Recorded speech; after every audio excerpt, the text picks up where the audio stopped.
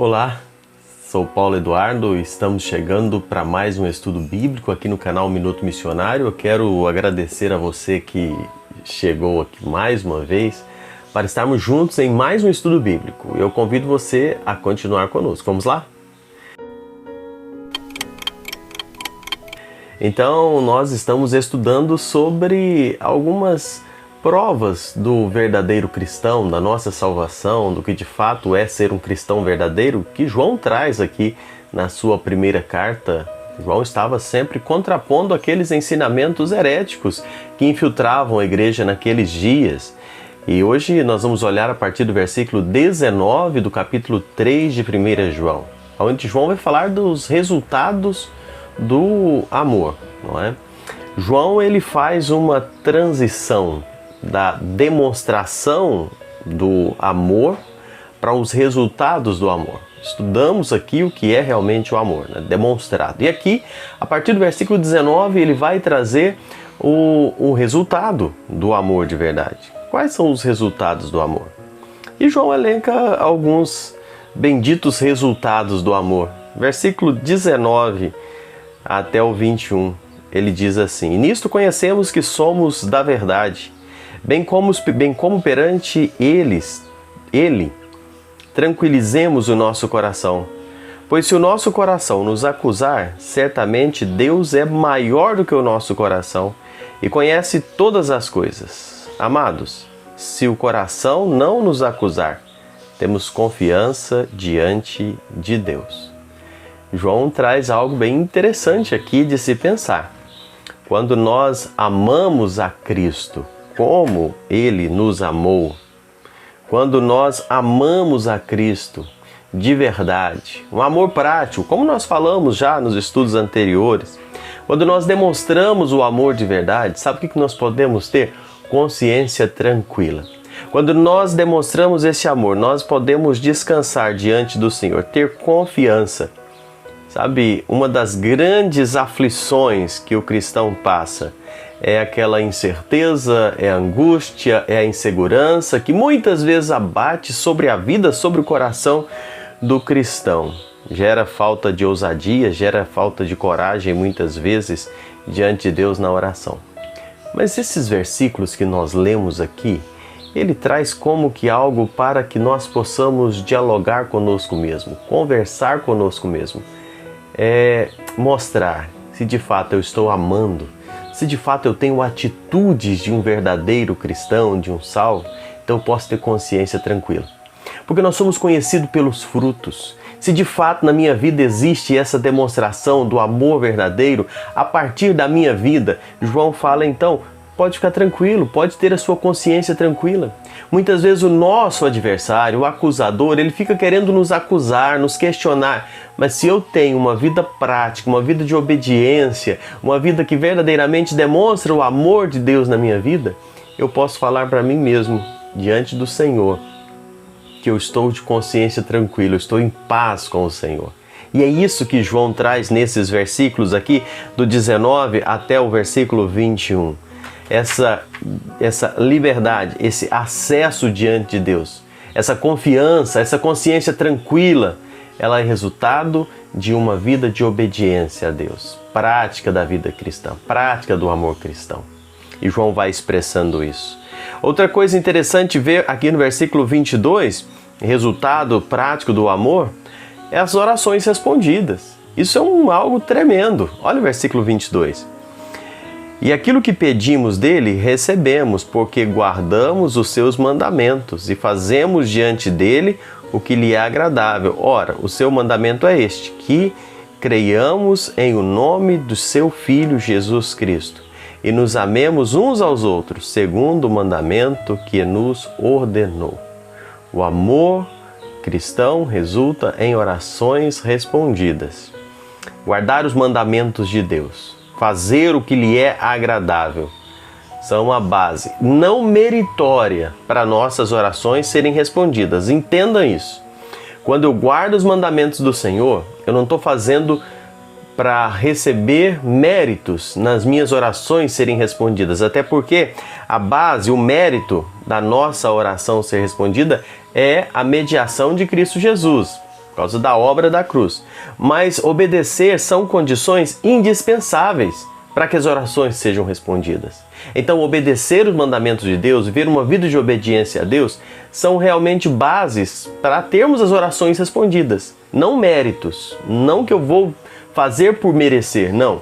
Mas é uma obrigação, uma responsabilidade para que as nossas orações sejam respondidas. Observando a carta de João, a gente observa apenas em 2 ocasiões, João fala da oração nessa carta. No capítulo 3, no versículos 22 e 23, e depois lá no capítulo 5, nos versículos 14 e 15. E em ambas essas ocasiões, ele diz que as orações só podem ser respondidas mediante a observação de certas condições, a obediência aos mandamentos de Deus e a submissão à sua vontade. Então são a base para a oração ser respondida. E nós sabemos que as nossas orações, elas são interrompidas quando estamos com uma vida em desobediência a Deus. A pessoa que está desobedecendo a Deus, as suas orações não são respondidas. Lembremos o caso de Caim, que nós já observamos aqui. Quando o culto de Caim foi rejeitado ao Senhor, foi rejeitado pelo Senhor, porque as suas obras, as suas atitudes eram mundanas. As orações são respondidas quando elas são de acordo, em conformidade com a vontade do Senhor. E não quando estão baseados nos nossos pretensos direitos. Você achar que merece, você achar que tem direito. A obediência a Deus é uma evidência de que a nossa vontade está em sintonia com a vontade de Deus. Sabe, quando nós oramos e nós precisamos orar ao Pai, para a glória do Pai, em nome de Cristo e no poder do Espírito. Esse é o caminho que nós precisamos percorrer.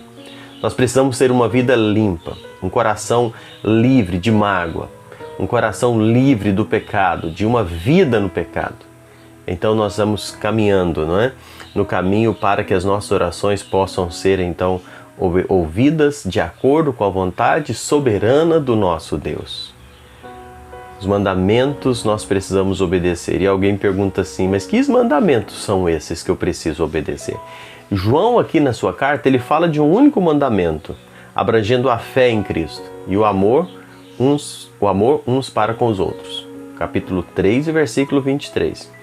Fé em Cristo e o amor para com os outros. Fé e amor fazem parte do núcleo da vida cristã. Fé e amor. A partir daí, todas as outras atitudes da nossa vida vão ser completamente diferentes. Quando eu vivo a vida de fé, na prática do amor, a minha vida cristã vai caminhar dentro da vontade do Senhor. Quando ela é a base, é o núcleo, sabe? O meu relacionamento aqui com os irmãos, com o próximo, é um reflexo do meu relacionamento com o Senhor. Então, se eu tenho fé e demonstro amor, quer dizer que eu estou andando em sintonia com a vontade do Senhor. Mas isso é um fundamento, eu preciso entender isso.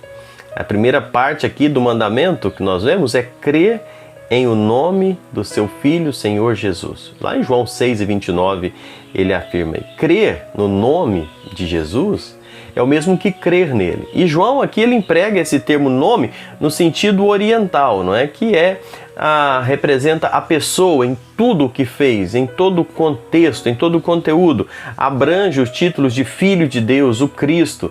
É você crer na obra redentora de Cristo na cruz do Calvário.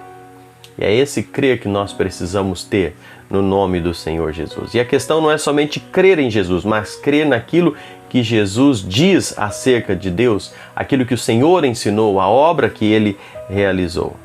E aí depois, no versículo 24, ele fala da permanência garantida, não é? Ele diz assim, e aquele que guarda os seus mandamentos permanece em Deus, e Deus nele. E nisto conhecemos que ele permanece em nós pelo Espírito que nos deu.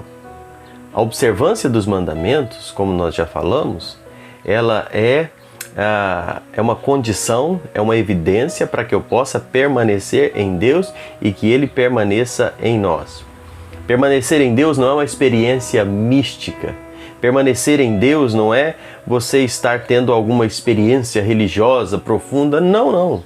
Permanecer em Deus é você permanecer na obediência do ensino apostólico sobre Jesus, o Filho de Deus. Capítulo 4, versículo 15, você vai ver sobre isso.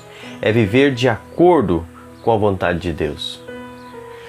John Stott, ele está correto quando ele diz assim que para a condição da permanência em Deus é a obediência. Capítulo 3, versículo 24. E a prova da permanência é a dádiva do Espírito. Capítulo 3, versículo 24 e a parte B. E teve um comentarista que eu gosto muito dele, ele disse que a primeira epístola de João, ela foi comparada com uma escadaria do caracol. Ela sempre volta para 3 assuntos, que esses 3 assuntos que João sempre volta é o amor, a fé e a obediência. E de fato, não é? Amor, fé e obediência são a base para a nossa vida cristã, uma vida cristã abençoada por Deus, uma vida cristã em comunhão com Deus, uma vida cristã verdadeira. É a fé, a obediência e o amor.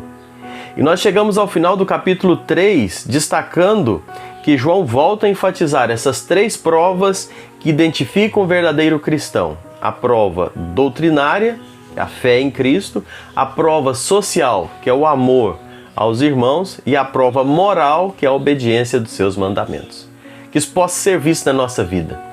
Que nós possamos viver verdadeiramente como cristãos, como filhos de Deus, como homens e mulheres que já nasceram de novo e testificam a partir da prática da sua vida a vontade de Deus. E que o nome do Senhor seja glorificado através de nós. Deus te abençoe. Muito obrigado por me acompanhar mais um estudo aqui no canal Minuto Missionários. Não é inscrito no canal? Se inscreva. Não saia sem deixar o seu joinha. E se puder, faça um comentário aí. É bom saber que você esteve aqui. Muito obrigado. Deus te abençoe e até o próximo encontro.